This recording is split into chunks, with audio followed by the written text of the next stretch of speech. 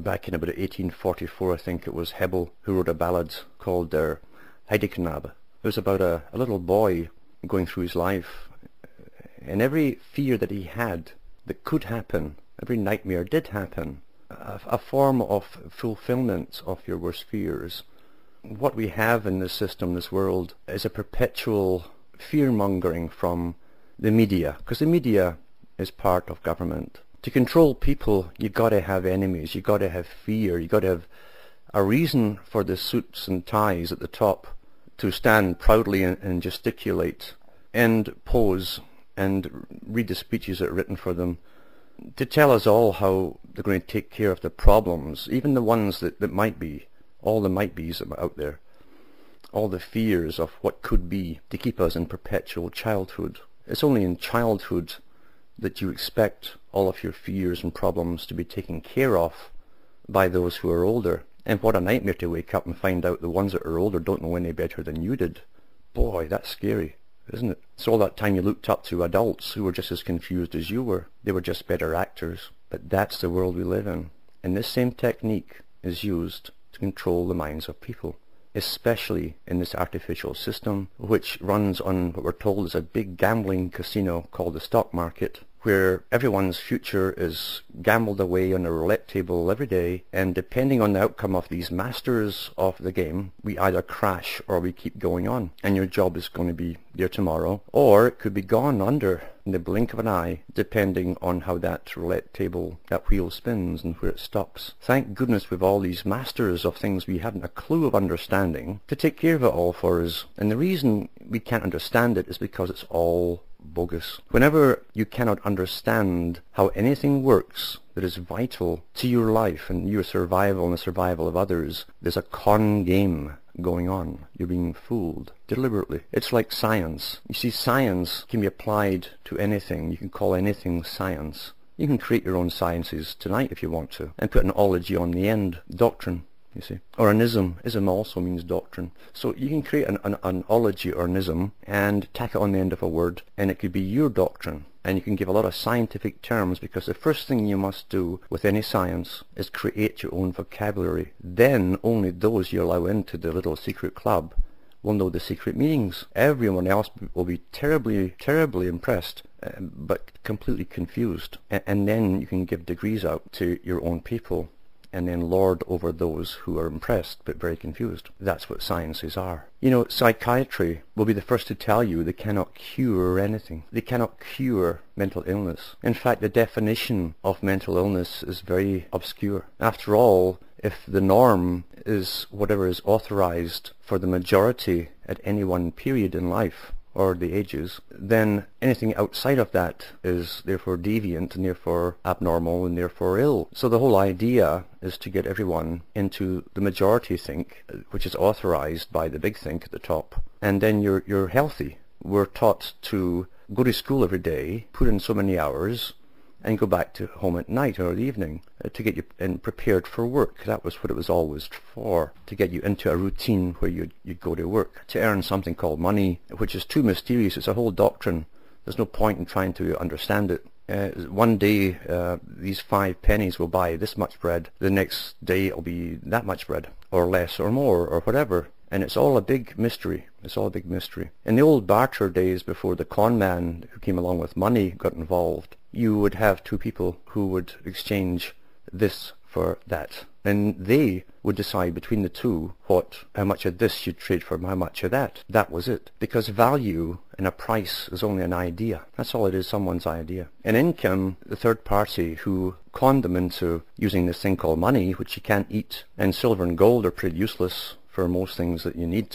They're no use for tools. But here you are, you're getting something which is hard to find, or harder to find. That's why they picked that. The Phoenicians were using it, you know, thousands of years ago. They knew this too. They had miners on the go, all slaves, slave workers. And the con man got in between the 2 people who bartered, made them believe it was of the same value. A bag of oats is worth a bag of wheat. And then once you had the whole system under the thumb, he says, oh well, we need 10 bags of that oats to go for that 1 bag of wheat. And when you ask them why, he'd tell you about scarcity of supply and demand and all this kind of stuff, and use these his newspeak on you, and eventually you throw your hands up and says, geez, if I have to understand all this, I'll never get any work done. And he says, that's what I want. And you went back to work and he ran the money. And nothing has really changed up until the present. This is the con game of money. They used to tell you too, just work hard, and you'll get up there in life. You'll get on in life. You can get out those scrubby old clothes and just work very, very hard, and you'll get noticed at work. And one day you'll get up, you even get a suit and tie one day, and you'll be up in management positions. And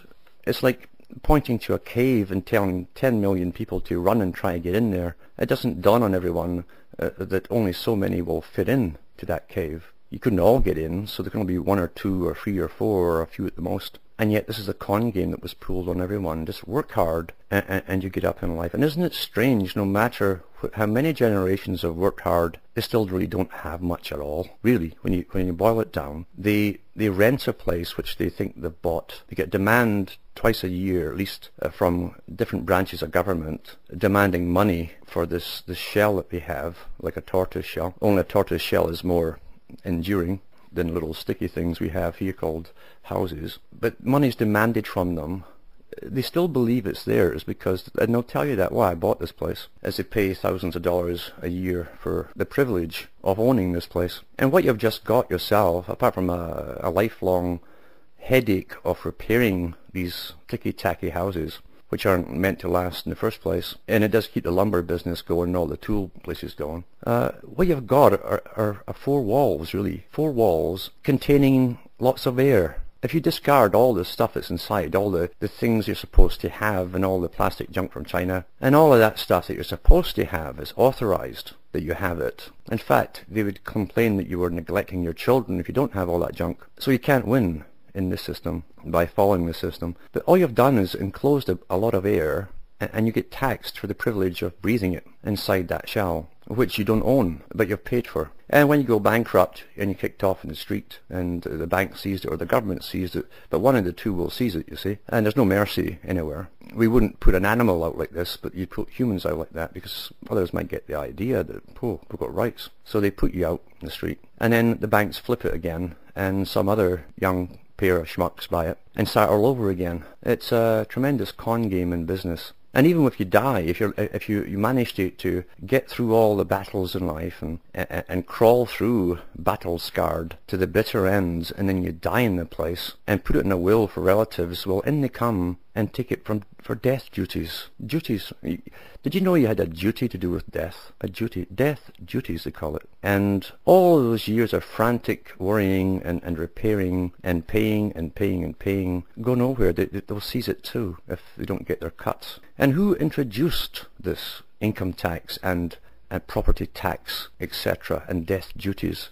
Well, who introduced it in Britain was an organisation, non-governmental, but with the full backing of the British Crown. The Royal Institute of International Affairs were the first ones to bring the property tax out, demand it, the income tax, death duties, and so on. And who did it in the USA? Their brothers, their brother company, the Council on Foreign Relations, brought it in. And they have that in their own books, and they're proud of it, yeah. Yes, and they should really give prizes to these people for conning generations of people. Now, it's true, they generally bring a lot of this stuff in when they have major wars and things going, which is fairly common for them. And we don't notice it so much during the crisis periods. And immediately after a war, people are so war weary, they just want some peace. They don't want any more involvement with major problems and decisions and fear, etc. So they try and push it all out of their mind. The next generation grows up thinking it's always been this way. It must be normal. And shortly it will be normal to go into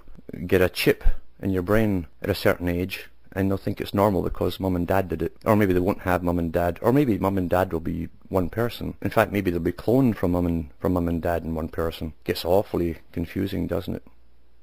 This is the brave new world that we're going to lead along to. In the Matrix movie, Morpheus, who changes shape in every era, you see, and always says the same thing in every era, every time. It says to Neo, He says, you're a slave, Neo. You wouldn't believe the relief that people get when it suddenly hits them. They're a slave. All the fears they've had, the worries tend to vanish like a massive weight's taken off your shoulders, because suddenly you understand things. You understand why things aren't working out for you. You understand now that you've done all the right things, but you haven't got what you were taught you were going to get. This great big award at the end of your life. You can stop blaming yourself for not achieving that which you were supposed to achieve, and you can throw away that underachiever guilt complex, because achievement doesn't come by hard work. It comes by who you know and what societies and organizations you have joined. That's how it comes. That's the real world. That's the real world. People wonder what can be done on a personal level when they look at this world and feel overwhelmed by all the terror news where everything's going to fail and epidemics are coming our way. Oh, we're warming up the planet. Must be all those jet engines from the special aircraft as they spray. El Nino and yada yada yada. And this is all techniques of controlling people, because government needs panic in order to give out orders for control and to maintain control.